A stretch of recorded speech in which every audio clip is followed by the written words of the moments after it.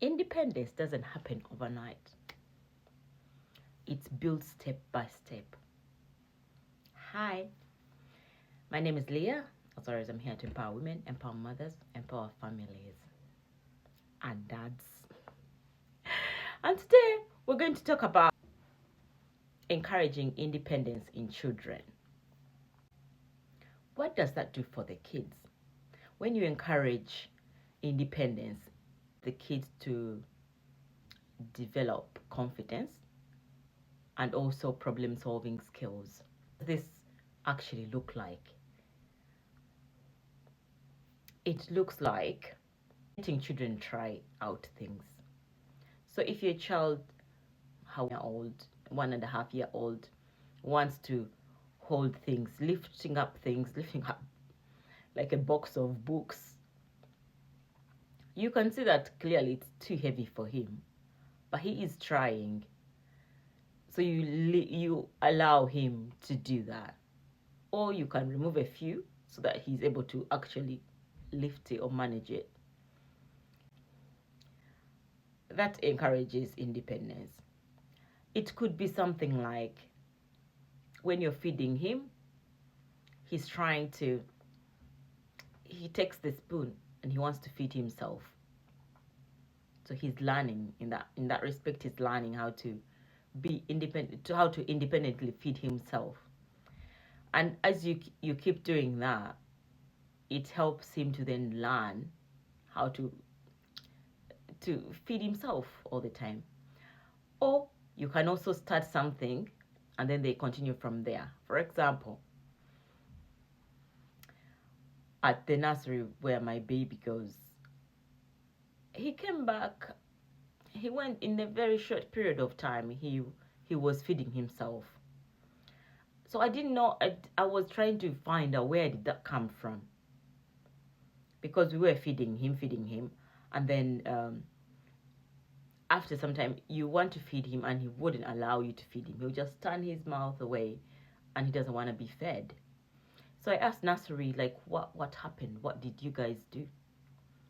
And they told me that in that process they start the feeding process. They leave the spoon in the mouth with the food and then they kind of leave it there. So then the child has to continue with the process.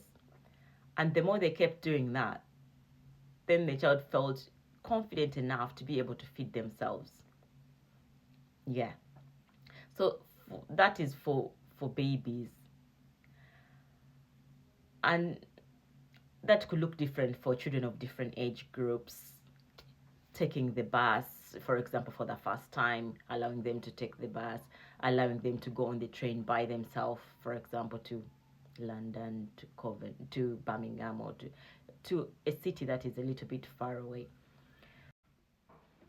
Independence in children could also look like allowing mistakes. What do I mean?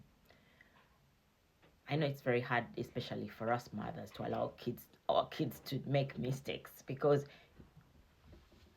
you just don't want them to make mistakes. You want to smooth all their mistakes so that they don't have to do it. But it could be things like he doesn't wake up in time, so he'll be late for some activity. Allowing him, so not waking him up because he has set an alarm for himself or herself.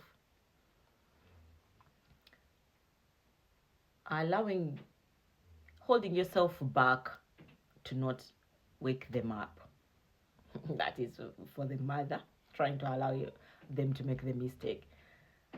Letting them be late for that activity and then face the consequences, because they have to learn how to keep time. That is something they have to learn. But if you're always the one who's trying to do that for them, or it could look like we are running late somewhere and one of them is very slow trying to make us late and you leave them. So allowing them to do a mistake, and then they learn from that. They're like, next time, I'll not do that. So that helps them to learn independence. They'll wake themselves up because they don't want the consequences that happened last time to happen. Yeah. However, mothers, we're not very good with that. We always try to come and fix it. And that drives me to the next thing, which is resisting the urge to fix everything for them. If we're going to raise confident children, we have to, especially mothers, we have to hold ourselves tight. We're like, to resist that urge to fix everything for them, to resist that urge to make the application for them when they can actually make it for themselves. For example, some of the kids now who are like 16, turning 16, they're going to start applying for jobs and things like that.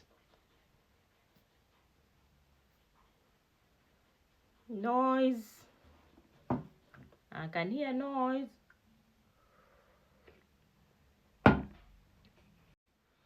So basically, we have to resist the urge to always fix that. Don't make the job application for them. Mother, do not be a helicopter parent trying to make the job application for them, make the school application for sixth form application for them, or make the university application for them. They have to learn how to be able to do these things for themselves. However, we have to allow that. That means us stepping back. However, I have a little person here now. I think he wants to give his point of view. So we're talking about independence. So for fathers, independence often grows through challenge and play. Mothers, through encouragement and trust. And for blended families, independence allows children to settle into new roles. And this independence normally grows when children are rather than rushed. I know we're all trying to raise confident children, so comment in the comment section, confident kids. Until next time, ciao.